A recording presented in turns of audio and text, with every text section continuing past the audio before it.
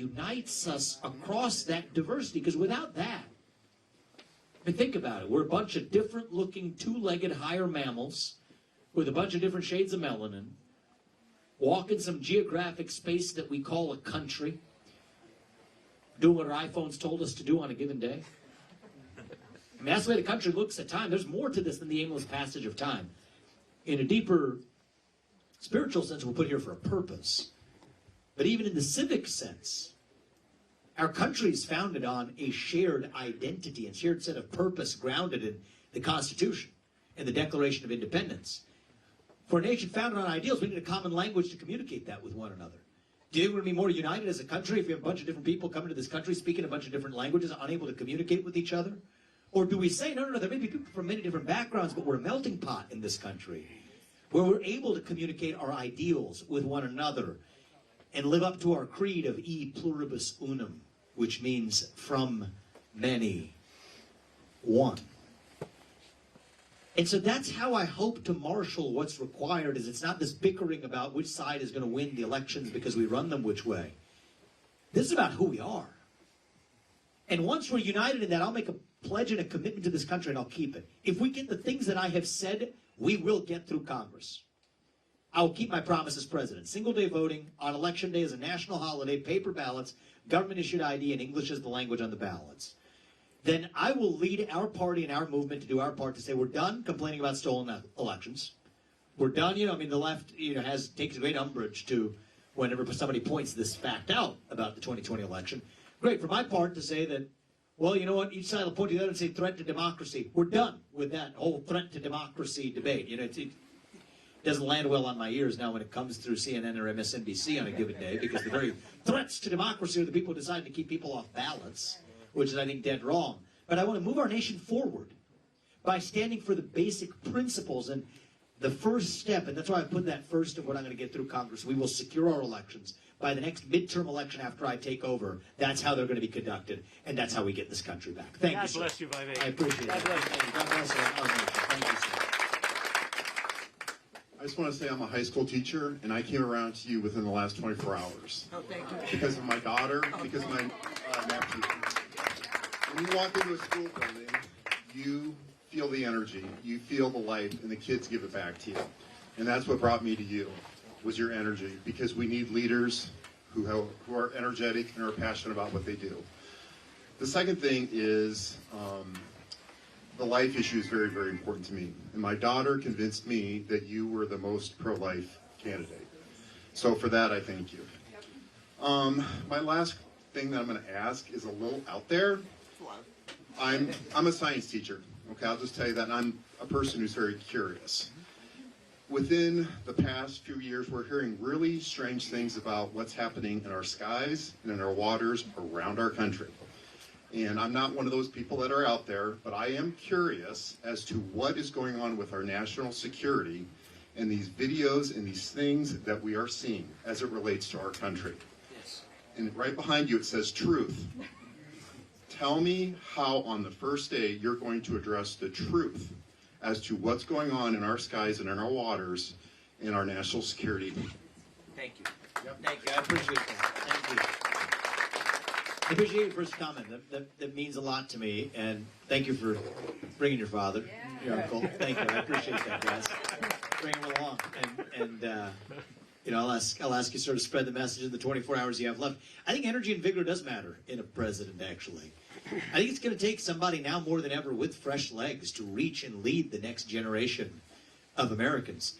It's the honor of our lifetime to have done and been in the state for the better part of the last year. We've done 390 of these events, over 390, which is more than all the other candidates combined, actually. And it's humbling.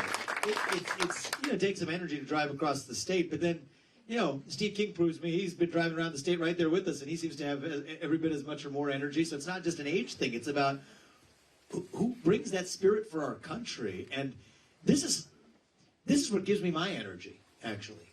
You all are here for a reason. The same reason I'm in this, the same reason Steve does what he does, is we're patriots who care about this country and understand we're going to have to take the time and effort to dedicate to this country, or else nobody else is going to step up and do it for us. And so that's why Iowa goes first. if you asked me a year and a half ago, does it matter whether Iowa goes first? I would have told you it wasn't a particularly important thing, one way or the other. I've now been converted myself, and so you all have also brought me along. And I'm an evangelist for why this state goes first, and we're going to keep it intact. Because it has a special role to select a president without the fake super PAC ads being the sole thing that... Yeah, well, we do it this way, though. That's what we're going to find out tomorrow night. I think this is how the system should work. I think we're going to shock the system. My gut says we're going to win the Iowa Caucus tomorrow night. Because I think that this is the way that it should be decided, not by a lot of the fakery that comes through the mega money influence on politics. So, anyway, thank you for that. On your question about UAPs, which is, I think, what you were hovering around there, so to speak. Yeah. On UFOs, UAPs. So I spoke to David Grush, actually. I don't know if you know who he is, but he was the individual who actually testified in front of Congress. And I talked to him after his congressional testimony, largely because I just want to hear the views myself. I'm a civilian right now. I'm a businessman. I'm running for president. I think it's going to take an outsider coming in. But I'm not coming into the system with that knowledge of what's on the other side. I'm just no different than any of you. I'm curious.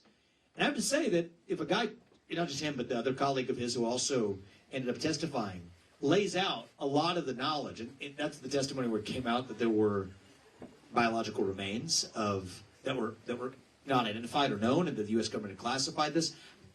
I'm not a conspiracy theorist. I'm a fact observer. But what I will say is that if there are whistleblowers from inside the government that say that we haven't been told certain things, and the place where my mind first went is this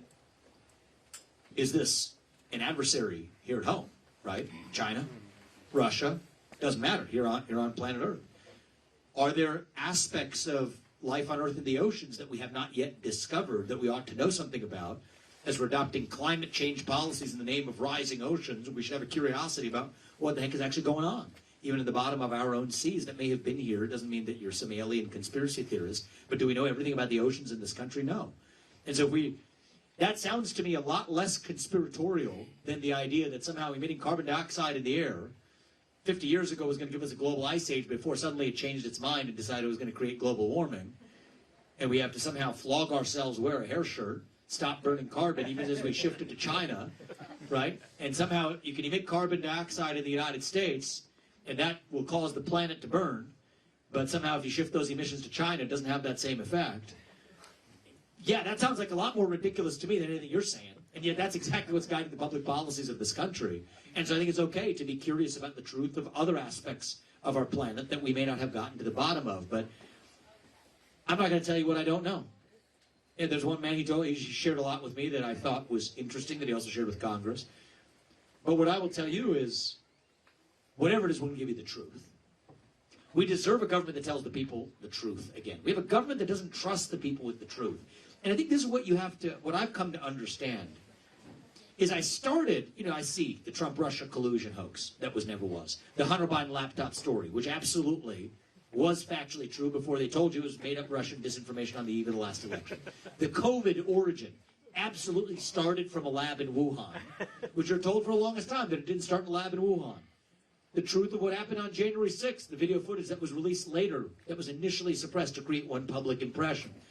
How our money's being spent in Ukraine now. We haven't been transparently told how our money's been squandered. The Nashville Transgender Shooter Manifesto that was never released, that we were lied to. Whatever the truth is, just give us the truth. And the thing that I've learned is that you initially think it's like a nefarious kind of plot to sort of keep the truth from you because the government is somehow hostile to you.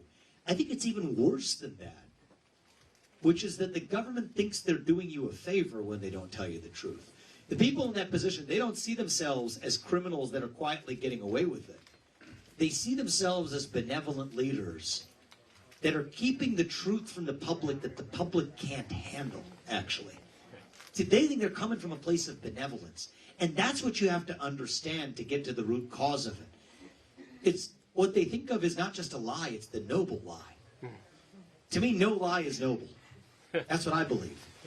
And I think that once you understand that, then you realize what you're up against. It's like the end of that, that movie, A Few Good Men. You got Jack Nicholson, Colonel Jessup on the stand. What does he say? You can't handle the truth. And that's effectively what's embedded in it. We say, we the people, we can handle the truth. We demand the truth. We require the truth. That's what our founding fathers said in the motion. And that's the word I'll keep as your next president when it's easy or hard. And I appreciate that. Thank you, man. Thank you. All right, give you this. Thank you for being here. I really appreciate it. Speaking of shocking the system, in 2012, Ron Paul got 21.4% of the vote in the Iowa Caucus, and in many precincts here in eastern Iowa, actually got first or second. And there's some commonalities between you as a candidate and Ron Paul, in that you were both former Libertarians running as Republicans, and you're kind of seen as well, you guys both don't have mega donors or anything like that. Could you kind of compare and contrast yourself with Ron Paul, if you know much about him, and why you were once a Libertarian and now kind of see yourself as a Republican? Kind of compare and contrast. Sure. Thank you. I appreciate that. I've been talking to Ron recently, actually. We've done a couple podcasts together. We're talking about even bringing him up here, which it looked at, but then the weather started. A lot of the people we wanted to bring in. The snow got in the way of that stuff, and so we might do a town hall together in the next day or so. But he's somebody I've grown to admire immensely. He's a man of principle. And I think he and I share something in common, is that we would each rather speak the truth, or at least our own convictions, rather than to try to spout back to people what the polls tell us that you're supposed to say. Now, the reason I don't call myself a libertarian, even though probably 95% of my views align with what would be a classically libertarian view, is that I believe, foremost, that yes, we need a government that stays out of the way of individuals who are able to freely live their lives and to make their own choices without the government getting in the way. But I would say the scope of what I care about as a leader of this country actually goes beyond just that relationship of the regulations that do or do not impede the individual. So as much as a solid libertarian would, I'm against the regulatory overreach that impedes the individual, but I also think there's more. I think half the job of the next U.S. president is also standing for our national character, answering who we are. And I think there's something deeper going on in our country that doesn't quite relate to the government. The government's played a role in it, but I think there's something deeper going on right now. We're young people. I think it's true of all of us right now. We are lost.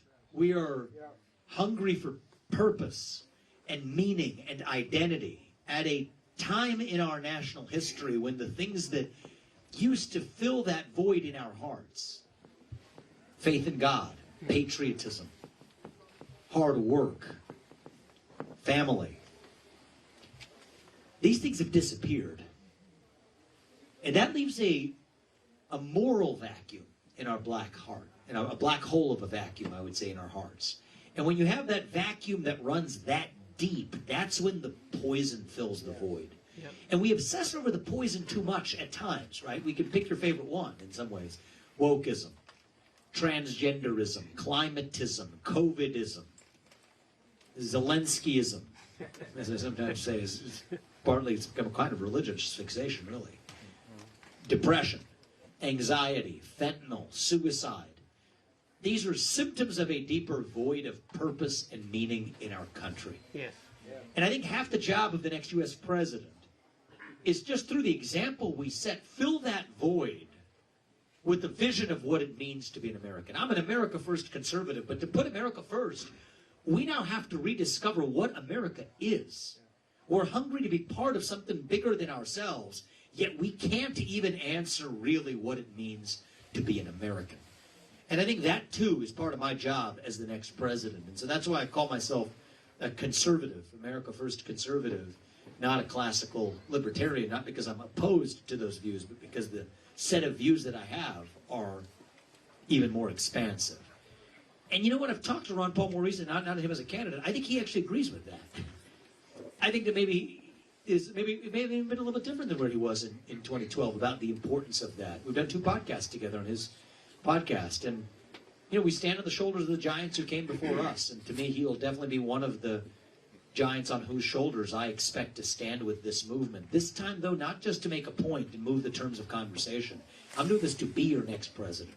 And you know what, speaking of libertarians, if Javier Milei in Argentina has got that job done, I'll tell you about me. If I haven't made him look like a moderate by my first 3 months in office, then I haven't done my job either. So thank you. I appreciate it. Thank you. We'll come to you soon. Vivek, thank you very much for the sacrifices you're making. We really appreciate it. I came in from San Francisco because I wanted to be here to celebrate when you shock the world tomorrow. Thank you. I have a quick question for you. So what are your thoughts on inflation? Like, my money is not worth what it was a couple of years ago. So I just wanted to hear your thoughts on it and how we could address it. Yeah. Thank you, man. So I'll give you the simple answer. It's actually what probably Ron Paul would give you. It's probably what Ludwig von Mises would give you. This is a classical answer. We've known this for a long time. Increase the supply of everything. Fill in the blank, almost everything that matters. Increase the supply of energy. Drill, frack, burn coal, embrace nuclear energy.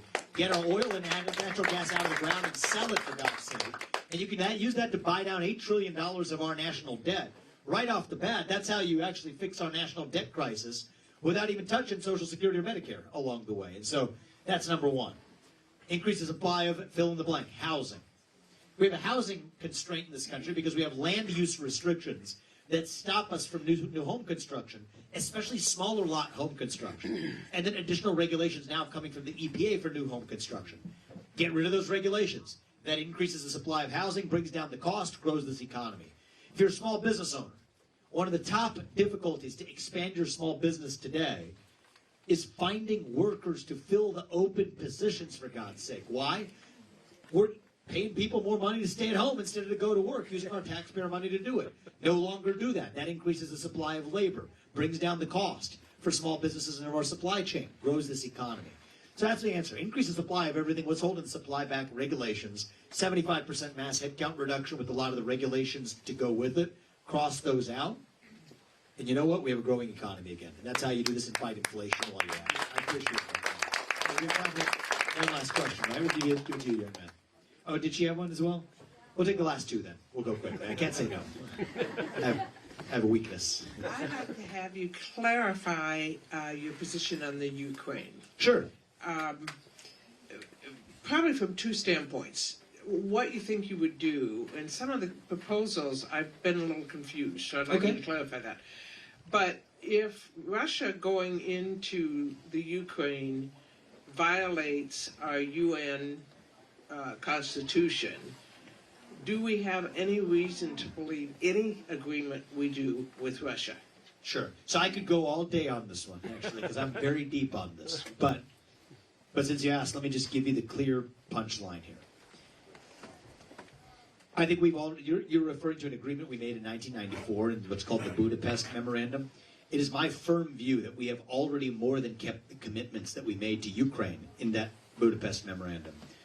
But actually, we've also made other commitments, like in 1990 when James Baker, the U.S. Secretary of State, made a pledge to Gorbachev, who was the leader of the Soviet Union at the time, that NATO would not expand, not 1 inch was the commitment, not 1 inch past East Germany.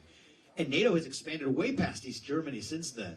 In fact, NATO has expanded more after the fall of the Soviet Union than it ever did during the Soviet Union, when it was ironically created to supposedly contain the Soviet Union. So I think there's a lot of history here where I think the irony is, it's the commitments we haven't kept that have actually, I believe, contributed to Russia's increased aggressiveness. And, I know Russia has a state media, they absolutely do. But we have a media in this country that behaves like a state media as well.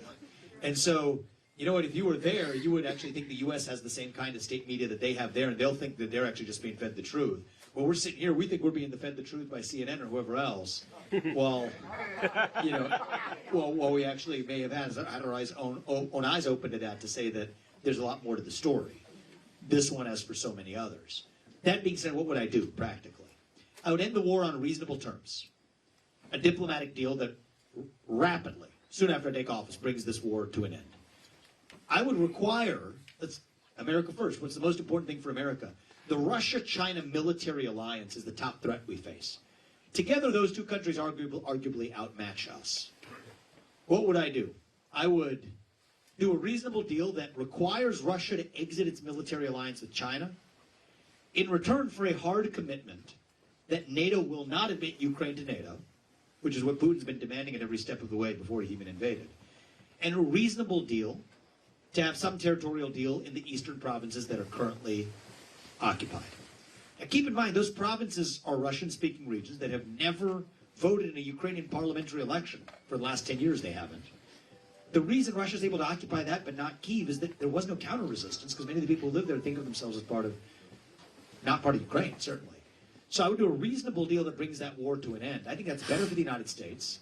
I think it's better for Ukraine, because it has a deal that's then backstopped by U.S. interests. And it's a deal that Putin would do. Because right now, there are kinks in that armor between the Russia-China relationship. Putin's not enjoying being Xi Jinping's little brother right now. So this is our chance to actually pry that open a little bit, even reopen some economic relations with Russia. Some in the Republican establishment will recoil at my saying that. But I'll remind them that, you know what, this is what Nixon did in 1972 with Mao. Did Nixon trust Mao Zedong? No. But we trusted him to follow his self-interest just as he trusted us to follow ours. Now, we went too far in the other direction into the 1990s, but if we had stopped right around 1980, that would have been a perfect solution. And so, as I said, there's a lot more here. But if you want, in a nutshell, what am I going to do? I said I would keep us out of World War III. Here's how you avoid World War III. Pull Russia out of its alliance with China. If those two nations are no longer in that military alliance and we have actual economic trade relationships that we've opened up again with Russia, that is the single most significant thing I could do to reduce that risk of World War III. And then the $200 billion by the $200 billion we're sending over to Ukraine, nobody said for an iota of a second what the next $100 billion is going to do that the first $100 billion didn't do. And if we use that to protect our own homeland right here in the U.S., $100 billion is all it's going to take to actually harden our electric grid. Our own electric grid could actually be hardened against super EMP attacks, which is what we're vulnerable to now. An EMP attack could take out our electric grid, kill a third of the population in 6 months. For the same money, instead of sending that to Ukraine, we could actually do something we're not doing right now.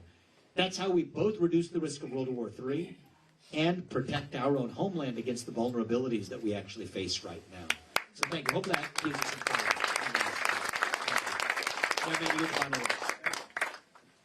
I saw a video from one of your speeches a few days ago where there were some crazy climate protesters, and they were roughly my age, and I felt embarrassed, and I'm sorry.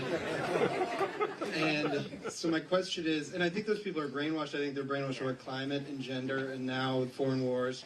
How do you bring young Republicans and young independents and maybe even young Democrats into your movement? Yeah. No, thank you, man. I appreciate that. Yeah, I think they showed up, one of those same, I was told later, one of those same guys that actually showed up. This one was relatively organized, because they came in, there was like 8 of them in different parts of the room. It feels like they took over the event. And that was okay, because my rule of thumb is you give them the mic, and you get a chance to speak freely, but if you're not playing by the same set of rules of everybody, then you'll be escorted out. But if you are playing by the same set of rules, and some of them did, we kept them and let them stay, even if they disagree with what I had to say. You know, at a different candidates event, I think one of those guys had straightly got tackled to the ground, and I don't think that's the right way to handle this either. And I think the right way to do this is respect our free speech rights. The beauty of this country is we're allowed to disagree. You get to speak your mind as long as I get to in return. I mean, that's where maybe I'm different than the traditional Republicans in this race, and maybe closer to a Ron Paul in that regard, and I'm proud of it. I believe in the right of people who disagree with me to speak their minds openly and express their opinions. But put that to one side, there's something else going on with the young men and women who are in that room. Is I don't think they had firm convictions in the things they were saying. I don't think they knew what they were saying. I asked one of them, a guy by the name of Steve Koonin wrote a book called Unsettled. He was a physicist in the Obama Energy Department, though. Not some right-wing conservative or whatever. He's a physicist from the Obama Energy Department, but has written what he thought was a disconnect between the media's distillation of climate science versus the current state of what's known.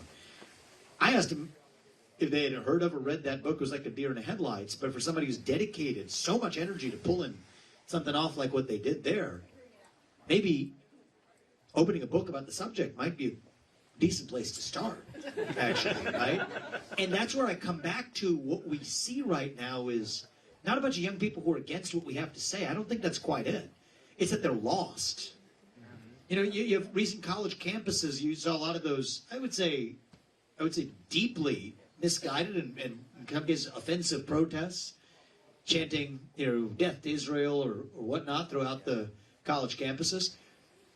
But the word they were chanting is intifada, which refers to Arab word for uprising, which many people take as at least as a sign that's hostile to Israel's existence.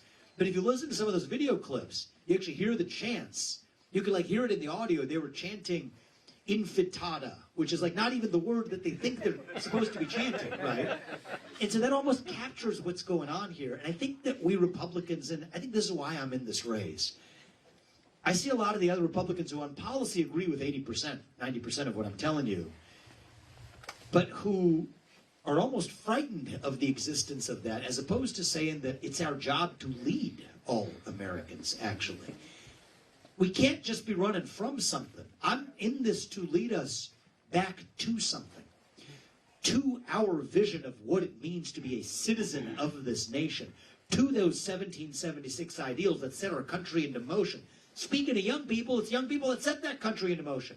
Thomas Jefferson was 33 when he wrote the Declaration of Independence, while inventing the swivel chair at the exact same time that he wrote the Declaration of Independence, believe it or not.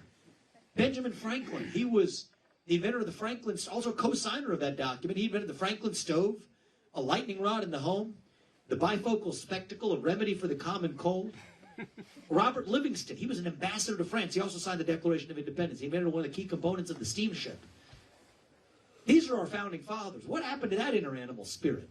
That has been domesticated and tamed and whipped into submission by this new culture that penalizes excellence and celebrates victimhood. And so when we rallied behind the cry to make America great again, I don't think we just hungered for a single man. I think we hungered for the unapologetic pursuit of excellence in this country. We hungered for 1776. We hungered for who we are. And it's up to Republicans now not just to play whack-a-mole on the other way, wokeism to transgenderism to a guy, tackle him down to the ground and get him out of an event. We're not going to win this that way. The way we're going to win this is by reviving our national identity and diluting this poison to irrelevance. That's how we're going to win. That's the standard I want you to hold me to as your next president. And if we do, we no longer... Linda, do you want to ask something? I just want to interject something. Sure. You tell me. You tell me. So I spoke with someone who is a contractor at the Department of Defense. Yeah. He says your 75% number is way too low. I love that. My kind of guy. I love that. Thank you. I'm in 1 day a week. He's the second person to tell me that, actually. The first person to tell me that was Elon Musk. And so you got two guys who knows what they're doing. And that's the kind of criticism I'm very happy to receive, right? Usually it's in the other direction. If we get this done, I don't think that we have to be this nation in decline anymore. I don't think we have to be at the end of the ancient Roman Empire. You know, if Thomas Jefferson were here with us right now, what he would say is that we are still a little young, actually, as a nation, going through our own version of adolescence, figuring out who we're going to be when we grow up. And when you view it that way, it makes sense again. You go through your adolescence, you go through that identity crisis, right? You saw it the other day, do some stupid things. But we are stronger for it when we get to our adulthood on the other side. And so, no, I don't think we have to be that nation in decline. I think we still can be a nation in our ascent. I won't be the guy who walks in here and tells you that it's morning in America, because it's not. But it can be. I won't look young people in the eye and tell you that the American dream is alive and well right now. It is not. It is alive and hanging on for life support. But it can be. It's going to have to be because we all make it together. Not just me. Every one of us. And so I'm here to ask you all to do your part. Tomorrow night, come out. Take 30 minutes. Vote for me at the Iowa Caucus. That's what I'm asking for. Take a little bit of time later today. Do it later today if you can. Tell 10 people what we talked about. Bring them too. And if you all do your part, Apurva and I will do ours to make sure we still look our kids in the eye and mean it when we tell them that you will get ahead in this country with your own hard work, your own commitment, your own dedication. And that you know what? You are free to speak your mind at every step of the way. That is the American dream. That is what we are running to. And with your help, that is what we will revive to save this great country. Thank you guys for coming. God bless you and your families. And may God bless our United States of America.